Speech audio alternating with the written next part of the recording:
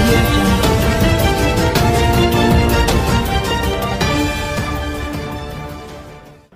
అందుకే నాకు సభల్లో కూడా జై హింద్ చెప్పడం నా చిన్నప్పటి నుంచి అలవాటు అయిపోయింది. అంటే ఎందుకంటే ఇది నా దేశం, నా సంస్కృతి, మనది. ఏ మూలకి వెళ్ళినా, ఒక మారుమూల గ్రామాలకు వెళ్ళినా, ఎక్కడికి వెళ్ళినా ఇది మన సంస్కృతి. ఎక్కడో చోట ఉంటుంది బలమైన సంస్కృతి. ఒక జర్మన్ ఫిలాసఫర్ ఆర్థర్ షోపెన్హావర్ ఆయన ఏమన్నా మాట్లాడంటే ఈ భారతదేశ సంస్కృతిని ఐరోపా సంస్కృతి మీద ఖండం నుంచి ఎవరన్నా వచ్చి ఇక్కడ ప్రభావితం చేద్దామంటే, మీరు ప్రభావితం చేయకపోగా, అంటే భారతదేశాన్ని ప్రభావితం చేయటం అంటే ఒక అత్యున్నత పర్వతం మీదకి, ఒక హిమాలయ పర్వతం మీదకి తుపాకీతో, ఒక చిన్నపాటి తుపాకీతో కాల్చినట్టు. అంటే దానికి ఏమీ జరగకపోగా నువ్వే మారిపోతావు అని చెప్పి యూరోప్ నుంచి వచ్చిన చాలామంది ఈ ప్రాంత సంస్కృతిని మారుద్దాం అని చెప్పిన వాళ్ళందరికీ ఆయన చెప్పిన ఒక జర్మన్ ఫిలాసఫర్ చెప్పింది, అంత గొప్ప సంస్కృతి ఉన్న దేశం భారతదేశం, అంత గొప్ప.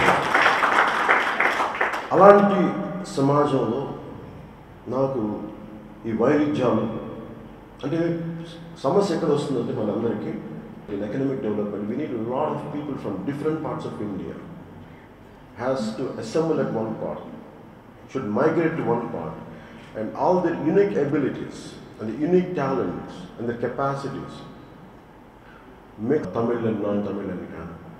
అలాగే మనకు వచ్చేటప్పటికి అంటే ఈ విభేదాలు పెరిగిపోయి తెలుగు వాళ్ళ మధ్యలోనే, ఇద్దరు తెలుగు వాళ్ళ మధ్యలో తెలంగాణ, ఆంధ్ర, ఇదే మనం కానీ పొలిటికల్ పార్టీస్ చేసే నా బాధల్లో ఏంటంటే ఈ పొలిటికల్ పార్టీస్ వారి లబ్ధి కోసం for their own benefit, political benefit and political mileage ఈ విభేదాలను మరింత డీపెన్ చేస్తాం. ఇది భారతదేశానికి మంచిది, భారతదేశ సమగ్రతకి మంచిది కాదని చెప్పి first time any political party, any regional political party జనరల్గా వాళ్ళ ప్రాంతీయత అంటే వాళ్ళ ఉన్న నేల తాలూకు కల్చర్ని చూపిస్తారు, పొలిటికల్ ఇంట్రెస్ట్. బట్ జనసేన నేను పెట్టినప్పుడు మన సంస్కృతిని పరిరక్షించుకోవాలి అంటే ఇది ఒక జాతీయ దృక్పథంతో పెట్టిన national outlook, national approach. Janasena party has been established with the complete outlook of national integration. At the same time అది రాను అభివృద్ధి కొద్దిమందికి మిగతా వాళ్ళకి కాదు అనేది ఈ ప్రాంతీయ విభేదాలు రావడం స్టార్ట్ అయింది. ఈవెన్ మనకి ఉత్తర భారత్, మనకి ఇంక్లూడింగ్ మహారాష్ట్రలో కూడా నార్త్ ఇండియన్స్ మనకి కావాలి, చాలామంది గుండాలు కావాలి, లేదంటే రిగ్గింగ్లు చేయాలి, ఈ స్థాయికి తీసుకొచ్చేసారు అందరూ. But all through my life, maybe at least 25-30 years, all through my life always prepared for politics. I prepared for, ఎందుకంటే నేను వెళ్ళి ఎన్జిఓకి వెళ్ళడానికి ప్రయత్నం చేస్తే unless you sit in the government even NGOs can not do anything. So అందుకని compulsory political party అవ్వాల్సిన అవసరం ఉంది అని చెప్పి I prepared myself. And మీ అందరికీ తెలీదు I did cola ad in 2000, I think 2000 exactly నేను రిమూవ్ 2000 or 2001. ఆ రోజు నాకు ఇచ్చింది ఒక company more than 2.5 crores and this remuneration 2.5 crores, 2 crores are. అది ఆ టైంలో ఉన్న జాతీయ నటులతో సమానంగా కొంచెం 10 లక్షస్ భిన్నత్వంలో ఏకత్వం. మీది వేరు కాదు, నాది వేరు కాదు, మన భావాలు ఒకటి. ఎక్కడికి వెళ్ళినా కానీ పోవడానికి కారణం నాకు అంటే నేను ఈ క్రియాయోగం నుంచి రావటం వల్ల ఏది నాది కాదని తెలుసు. ఇది పంచభూతాల నుంచి సంపద. ఏదన్నా చేస్తే నాకు పర్సనల్గా నాకేది అవసరాలు లేవు.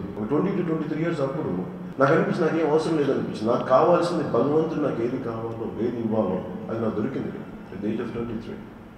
కానీ మా అన్నయ్య గారు చేసిన ఒక మాట వల్ల ఆయన చెప్పింది నాకు సరైనది అనిపించింది, అందుకని బయటకు వచ్చాను. ఆయన మళ్ళీ ఎప్పుడు చెప్పానంటే ఒక 1 month బ్యాక్ చెప్పాను.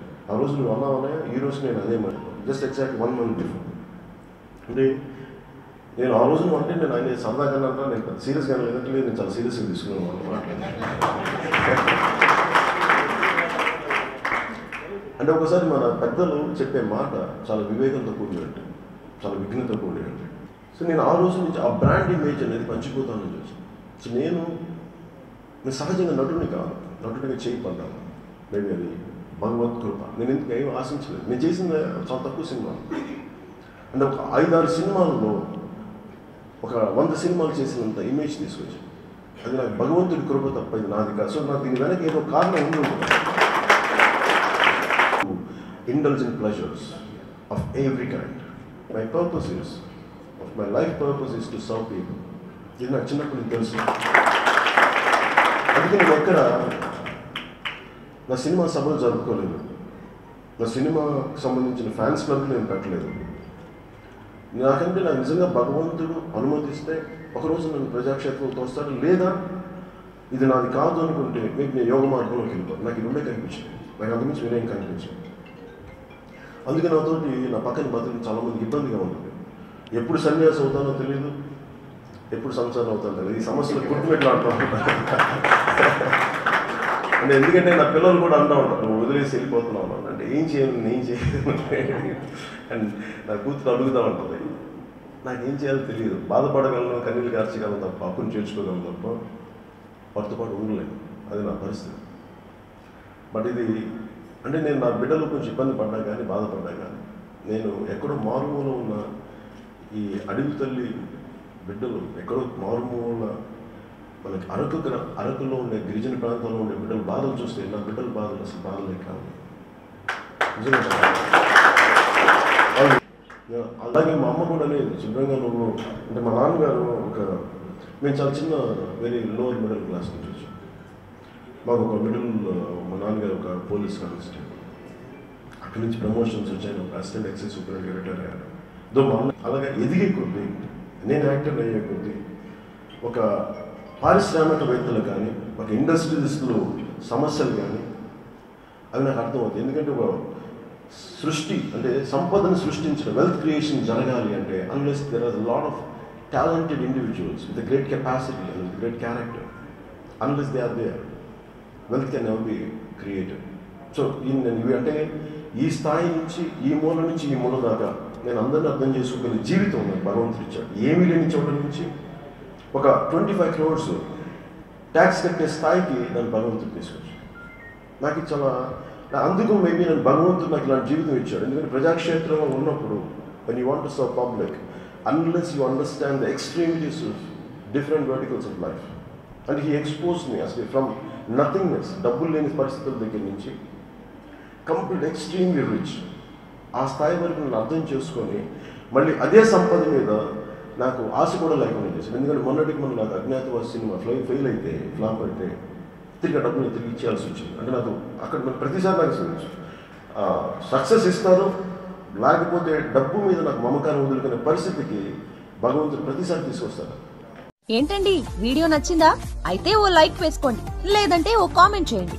ఎప్పటికప్పుడు మా వీడియోస్ చూడాలంటే సబ్స్క్రైబ్ చేసుకోండి.